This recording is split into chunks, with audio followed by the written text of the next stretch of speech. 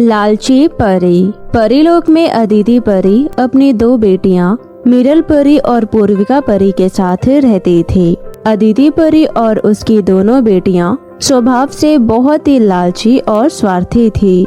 एक दिन अदिति परी की बेटी मिरल परी सैंडल लेकर आती है और अपनी माँ से बोलती है, माँ ये देखो मैं आपके लिए सैंडल लेकर आई हूँ। अच्छा, लेकिन ये सैंडल तो लाई कहाँ से है? ये सैंडल तो मैं साथ वाले परीलोक के रानी परी की बेटी को उल्लू बनाकर लाई हूँ। अच्छा, फिर तो तू मुझे जल्दी से दिखा सैंडल। हाँ हाँ, ये देखो माँ, देखो कैसा है, अच्छा लग रहा है ना? अदिति परी सैंडल को अपने हाथ में लेती है और बोलती है, अरे मेरी बच्ची, मुफ्त की तो कोई भी चीज अच्छी ही लगती है, लेकिन ये क्या, इसके साथ तूने मैचिंग चूड़ियाँ नहीं ली? आज तो तूने लालच करने में थोड़ी कमी कर दी है। माँ, इतना ही मिल गया, ये बहुत बड़ी बात है।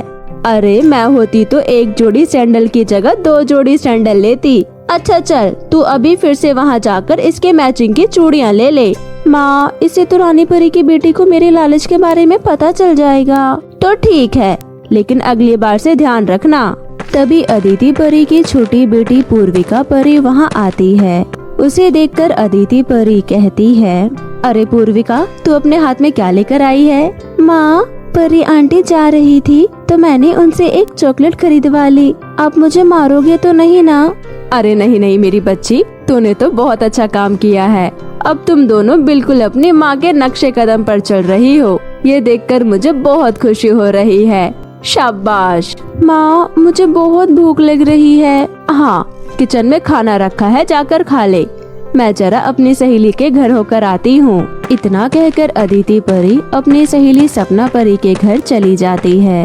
अदिति परी को देखकर सपना परी बोलती है, आओ आओ अदिति, मैं अभी तुम्हारे घर ही आने वाली थी। क्यों भाई, ऐसी क्या बात हो गई जो तुम मेरे घर आती? तभी अदिति परी की नजर सपना परी के बैग पर पड़ती है। ये सब देखकर अदिति परी बोलती है, अरे ये क्या सपना परी, तुम कहीं जा रही हो क्या? हाँ, मैं जरा दूसरे परीलोक में घूमने जा रही हूँ। लेकिन तुम्हारे पास घूमने के लिए इतने सारे पैसे कहाँ से आए? मुझे एक बहुत बड़ी लॉटरी लगी है, इसलिए मैं घूमने जा रही हूँ। मेरे पीछे से तुम मेरे घर का ध्यान रखना, ठीक है? इतना कहकर सपना परी वहाँ से चली जाती है। अदिति परी भी अपने घर आ जाती है और सोचने लगती है, काश मेरी भी कोई लॉटरी लग जाए, फिर मैं भी जाती कहीं घूमने। चलो अब इंतजार करते हैं, बस मेरे पर कोई कृपा बरस जाए। ऐसे ही सब कुछ चल रहा होता है। एक दिन अदिति परी की सहेली मीनू परी उसके पास आती है और बोलती है, सुनो अदिति परी, रानी परी की बेटी का जन्मदिन है, इसलिए रानी परी ने पूरे परीलोक की परियों को अपनी बेटी के जन्मदिन में बुलाया है। तुम चल रही हो ना? हाँ हाँ, मैं जरूर जाऊंगी, लेकिन मेरी बात ध्यान से सुनो, वहाँ से कुछ चोरी मत करना। अगर रानी परी को पता चल गया तो वो तुम्हें छोड़ेगी नहीं। अच्छा अच्छा, ठीक है मीनू, मैं वहाँ से कुछ भी नहीं लूंगी। शाम को अदिति परी अपने दोस्त मीनू परी के साथ रानी परी की बेटी के जन्मदिन में जाती है। रानी परी के महल में बहुत सारे हीरे जेवरात और सोने के सिक्के देखकर अदिति परी के मन में लालच आ जाता है। अदिति परी चुपके से रानी परी के कमरे में से ढेर सारे सोने के सिक्के चुरा लेती है और अपनी पोटली में रख लेती है।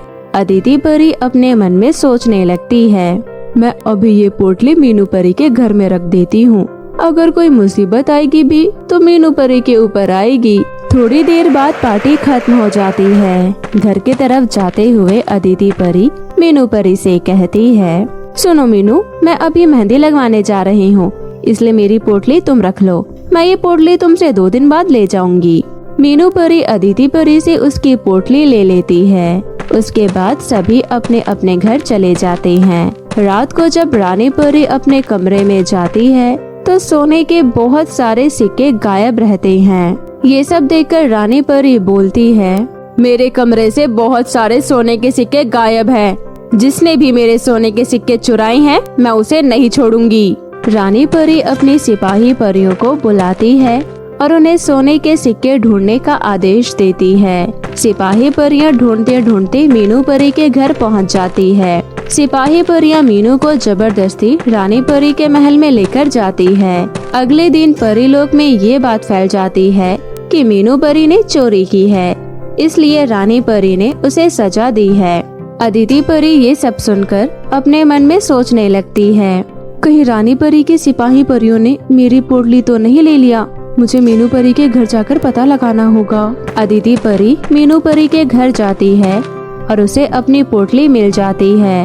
अपनी पोटली को देखकर अदिति परी बहुत खुश होती है और बोलती है, अरे वाह, सोने के सिक्के वाली पोटली तो अभी तक यहीं है। मुझे बस अपने सोने के सिक्कों से मतलब है। मीनू परी जाए भाड़ में। तभी पीछे खड़ी होकर मीनू परी की बेटी हिना परी अदिति परी की ये सारी बातें सुन लेती है और तुरंत रानी परी के महल में जाकर उन्हें सारी बातें बता देती है। फिर रानी परी अपनी सारी परियों को अदिति परी को पकड़ने के लिए भेजती है। अदिति परी सारे सोने के सिक्के लेकर बेचने जा रही होती है। तभी सिपाही परियां अदिति परी को पकड़ लेती है और उसे रानी परी के पास लेकर जाती है। रानी परी गुस्से से कहती है, एक परी होकर भी तू इतनी घटिया हरकत करती है, तुझे सख्त से सख्त सजा मिलेगी। तभी अदिति परी की दोनों बेटियां मीरल परी और पूर्विका परी वहां आ जाती है और रानी परी से कहती है, हमारी माँ को माफ कर दीजिए रानी परी जी। वैसे भी अब आपके सोने के सिक्के आपको वापस मिल चुके हैं। अगर माँ नहीं रहेगी तो हमारा देखभाल कौन करेगा? प्लीज रानी परी जी, हमारी माँ को छोड़ दीजिए। दोनों बेटियों की बातें सुनकर रानी परी अदिति परी को छोड़ देती है। अदिति परी रानी परी से माफी मांगती है और उस दिन के बाद से कभी भी लालच और चोरी ना करने की ठान लेती है। अदिति परी की दोनों बेटियों को भी सबक मिल जाता है। उसके बाद अदिति परी अपनी दोनों बेटियों के साथ एक ईमानदार और हंसी खुशी जीवन व्यतीत करने लगती है। तो मेरे प्यारे दोस्तों, कैसी लगी आपको मेरी ये कहानी? मुझे कमेंट करके जरूर बताएं और इसे अपने दोस्तों के साथ भी शेयर करें। और हाँ दोस्तों, अगर आपने अब तक मेरे चैनल को सब्सक्राइब नहीं किया है तो जल्दी से कर ले। तो मिलती हूँ आपसे फिर किसी नई कहानी के साथ। तब तक के लिए आप अपना ध्यान रखें। बाय बाय दोस्तों।